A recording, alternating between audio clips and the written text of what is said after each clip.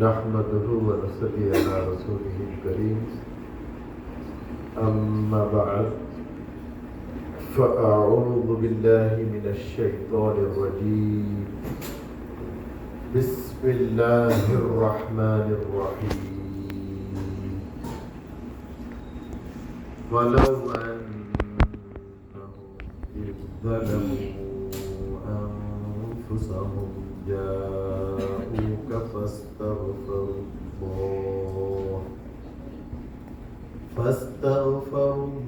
الله واستغفر لهم الرسول لوجدوا الله توابا رحيما.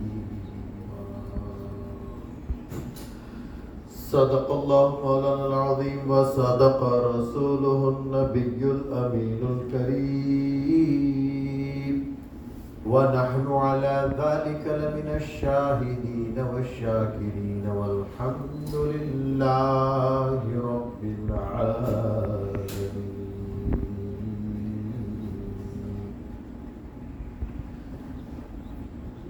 تم پہ سو جان سے قربان رسول عربی، تم میری جان کی ہو جان رسول عربی. آپ کی وجہ سے اللہ کو سب نے جانا، ہے بڑا آپ کا احسان رسول عربی. آپ کی شان میں ہے بے ادبی بے دینی، آپ کا عشق ہے ایمان رسول عربی. تا دم حشر رہے باد خزاں سے محفوظ، آپ کا یہ چمنستان رسول عربی. اللہ تبارک و تعالیٰ کا احسان عظیم ہے. اللہ تبارک و تعالیٰ نے مجھ پر اور آپ پر اور ایک مرتبہ زندگی میں کرم فرمایا، احسان فرمایا، اور جمعۃ المبارک عید المومنین جیسے بابرکت بامسعود موقع پر اس نے آپ کو اور مجھے اس کی بارگاہ میں، اس کے گھر مسجد النور میں حاضر ہو کر ہماری جبین نیاز کو جھکانے کا شرف عنایت فرمایا.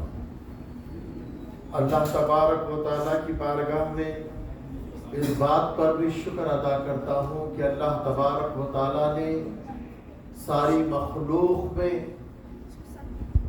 افضل ترین اشرف ترین نبی آپ کے اور ہمارے آقا و مولا سیدنا و مولانا محمد مصطفیٰ صلی اللہ علیہ وآلہ وسلم کو بنایا اور مخلوق کی ہدایت کے لیے دنیا میں مبعوث فرمایا، اور ہمارے آقا و مولا صلی اللہ علیہ وآلہ وسلم کے شان مبارک پر ختم نبوت کی مہر ثبت کر کے نبوت کے سلسلے کا اختتام فرمایا. اب ہمارے آقا و مولا صلی اللہ علیہ وآلہ وسلم کے بعد قیامت تک دنیا میں کوئی نبی آنے والے نہیں. اللہ تبارک و تعالیٰ کا صد شکر ادا کرتے ہیں کہ اللہ تبارک و تعالیٰ نے مجھے اور آپ کو پیارے آقا صلی اللہ علیہ وآلہ وسلم کی امت میں نجات والا فرقہ اہل سنت و جماعت میں رکھا. الحمدللہ اس شکر کے ساتھ ہم اپنی گفتگو کے عنوان پر آتے ہیں. گزشتہ جمعات میں آپ نے سماعت فرمایا، کعبۃ اللہ شریف کے فضائل بیان کرنے کی سعادت حاصل کی گئی، حج کے فضائل بیان کرنے کی سعادت حاصل کی گئی. حضرت سیدنا ابراہیم خلیل اللہ علیہ السلام و سیدنا اسماعیل ذبیح اللہ علیہ السلام کے ایثار و قربانیوں کو آپ کے سامنے گوش گزار کرنے کی سعادت حاصل کی. اور آپ اچھی طریقے سے اس بات سے واقف ہیں کہ ہر سال ذی الحج کے مہینے میں ساری دنیا سے اہل ایمان شہر مکہ پہنچتے ہیں اور حج بیت اللہ کی سعادت سے مشرف ہوتے ہیں.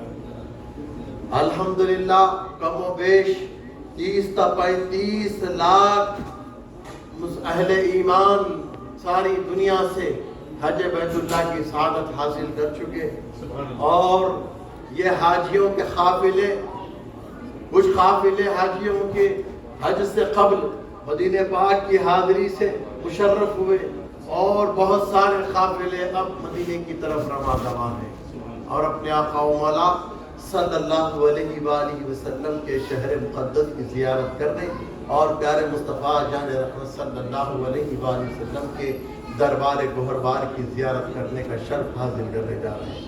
آج میں اپنی گفتگو میں مدینہ شریف کی فضیلت، مدینہ شریف کے فضائل پر دو چند احادیث اس مختصر سے وقت میں آپ کی بارگاہ میں گوش گزار کرنے کی سعادت حاصل کروں گا۔ میں نہیں سمجھتا کہ ایک نشست مدینہ کے فضائل اور میرے آقا علیہ الصلوۃ والسلام کی بارگاہ کی حاضری کے برکات ایک نشست میں مکمل ہو، یہ ممکن نہیں ہو سکتا ہے کہ ہم آئندہ جمعات میں بھی ایک دو اور جمعے پیارے مصطفیٰ جان رحمت صلی اللہ علیہ وآلہ وسلم کے شہر مدینہ پاک اور پیارے مصطفیٰ کے دربار گوہربار کی حاضری کے بارے میں آپ کے سامنے عرض کریں گے۔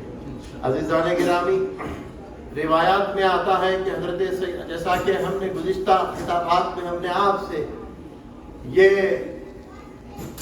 بات گوش گزار کی تھی کہ اللہ تبارک و تعالیٰ نے 4 ایسے لوگوں کو ساری دنیا کی بادشاہت عطا فرمائی، جن میں سے 2 کافر اور 2 مومن تھے۔ 2 مومن میں ایک اللہ کے نبی حضرت سیدنا سلیمان علیہ نبینا علیہ السلام کی ذات گرامی کی، اور وہ جو دیگر 3 لوگوں کو ساری دنیا کی حکومت دی گئی تھی، اس پر سیدنا سلیمان علیہ السلام کو یہ اختصاص حاصل ہے کہ حضرت سیدنا سلیمان علیہ السلام کو نہ صرف دنیا دی گئی تھی بلکہ ساری مخلوق کی حکومت دی گئی، یعنی چرند پرند، دریائی جانور، دریائی مخلوق اور زمین پر جتنی مخلوق رہتی تھی ان تمام مخلوقات کی حکومت حضرت سلیمان علیہ نبینا علیہ السلام کے سپرد تھی۔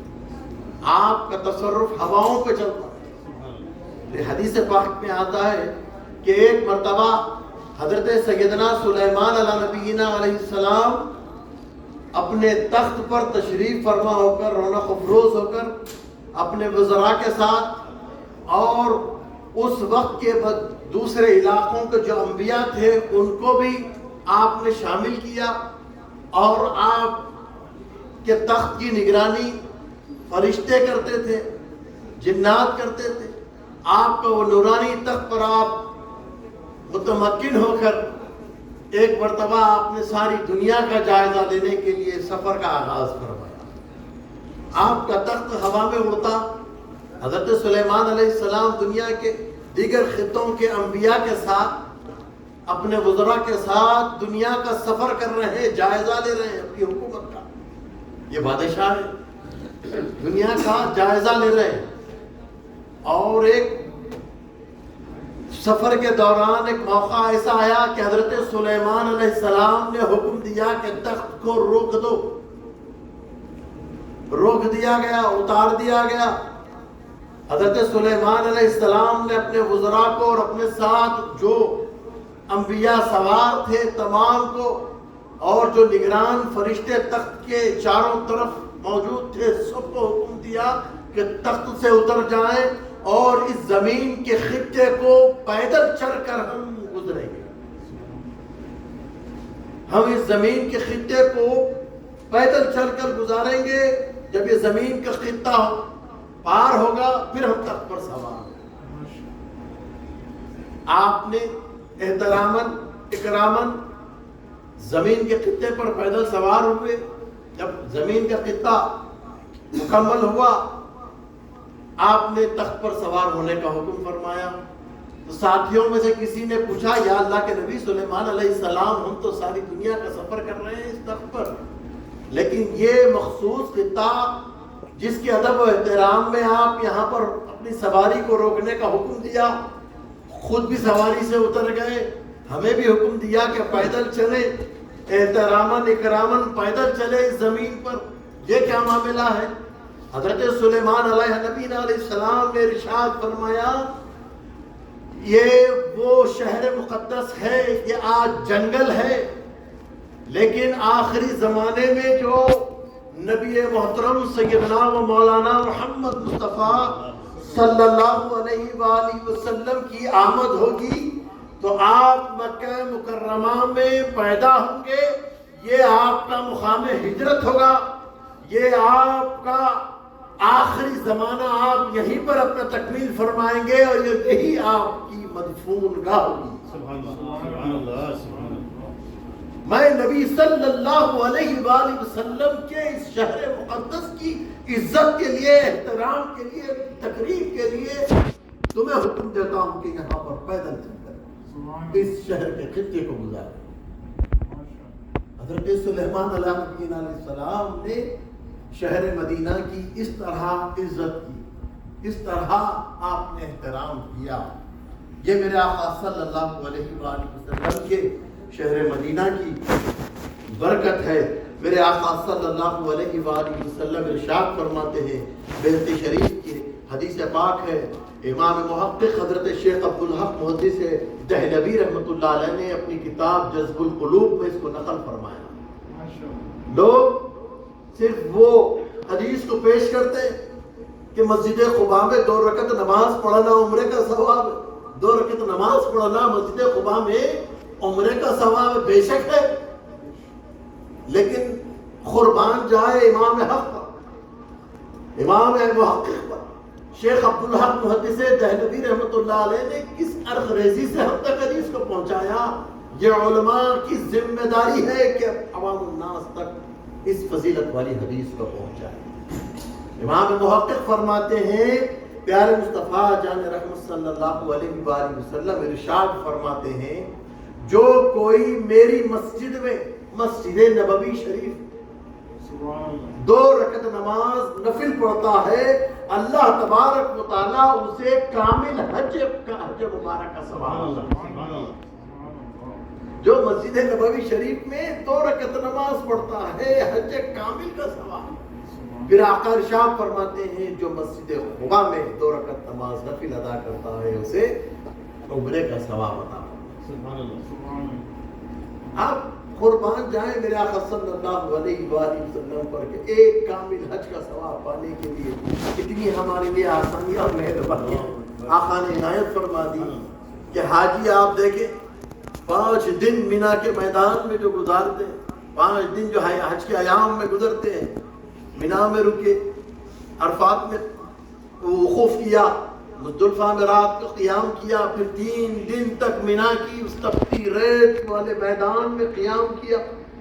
آپ نے اخبارات میں پڑھا، سوشل میڈیا پر پڑھا کہ کئی حجاج کرام کی اموات ہو گئی شدت گرمی کی وجہ سے۔ مبارک ہو، قابل مبارکباد ہے وہ لوگ دوران حج انتقال کر گئے، اور آقا صلی اللہ علیہ وآلہ وسلم کی حدیث پاک ہے کہ بندہ جس حالت میں مرتا ہے قیامت کے دن اسی حالت میں اٹھایا جائے گا۔ وہ بندے جو حج کی حالت دوران حج مرے، یعنی حج عبادت ہے، اللہ کی عبادت کے دوران ان کا انتقال ہوا حاجیوں کا، تو قیامت کے میدان میں حاجی کی شکل میں اٹھے گا، حاجی صورت میں اٹھے گا۔ پیارے مصطفیٰ جان رحمت صلی اللہ علیہ وآلہ وسلم ارشاد فرماتے ہیں، حضرت ابو ہریرہ رضی اللہ تعالیٰ عنہ اس حدیث پاک کے راوی ہیں کہ ہر جیسا کہ عزیزان گرامی دنیا کے بادشاہوں کے جو شہر ہوتے ہیں اس پر پہرے دیے جاتے ہیں، سیکیورٹی لگائی جاتی ہے، بادشاہوں کے اور بڑے بڑے وزراء کے، مملکت کے صدر کے جو محل ہوتے ہیں ان پر سیکیورٹی لگائی جاتی ہے۔ حضرت ابو ہریرہ رضی اللہ تعالیٰ عنہ ارشاد فرماتے ہیں، اللہ تبارک و تعالیٰ نے مدینے کے راستوں پر فرشتوں کو حفاظت کے لیے مقرر فرمایا ہے، اور اللہ تبارک و تعالیٰ نے مدینے پاک کو طاعون جیسے مرض سے محفوظ رکھا ہے کہ طاعون جیسا مرض مدینے میں داخل نہیں ہو سکتا، اور دجال کے فتنے سے مدینے شہر کو اللہ تبارک و تعالیٰ نے محفوظ رکھا کہ دجال کا فتنہ ساری دنیا میں اٹھے گا لیکن مدینہ دجال کے فتنے سے محفوظ رہے گا۔ جو دجال کے فتنے سے محفوظ رہنا چاہتا ہے وہ مدینہ بستی میں داخل ہو جائے. یہ مدینہ شریف کی فضیلت، یہ برکت ہے.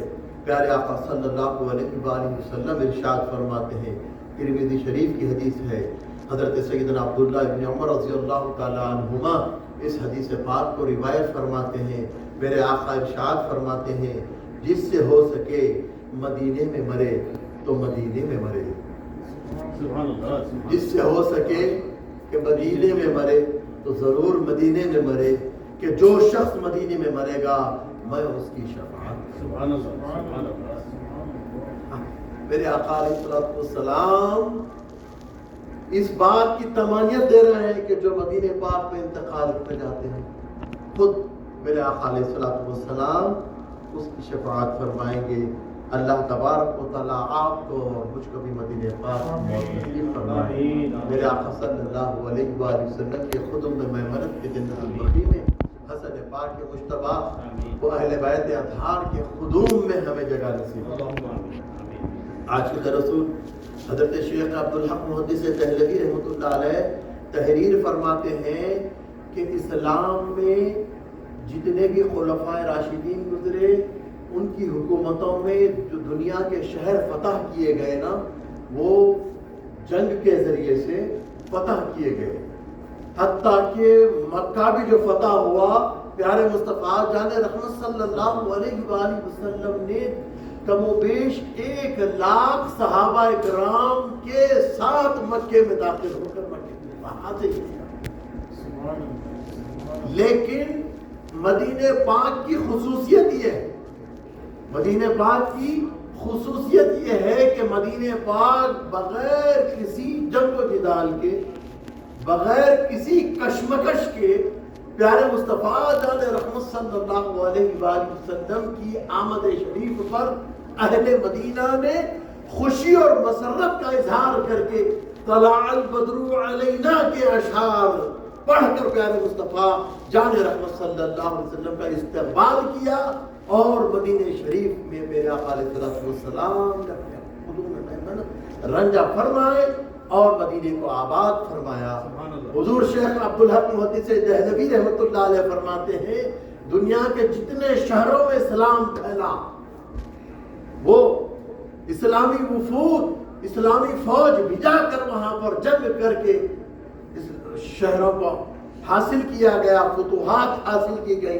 لیکن شہر مدینہ کی ایک عظمت ہے، اس کی خصوصیت یہ ہے کہ یہ بغیر جنگ و جدال کے حاصل کیا گیا، میرے آقا کی بارگاہ میں پیش کیا گیا. میرے آقا نے جب ہجرت کر کے مکہ سے مدینے میں حاضر میرے آقا تشریف لائے تو مدینے والوں نے استقبال کر کے اپنے شہر کو پیش کیا، اپنے گھروں کو پیش کیا، سبحان اللہ، اپنی جانوں کو پیش کیا مدینے والوں. پیارے مصطفیٰ جان رحمت صلی اللہ علیہ وآلہ وسلم مدینہ پاک کے لیے دعا فرماتے تھے.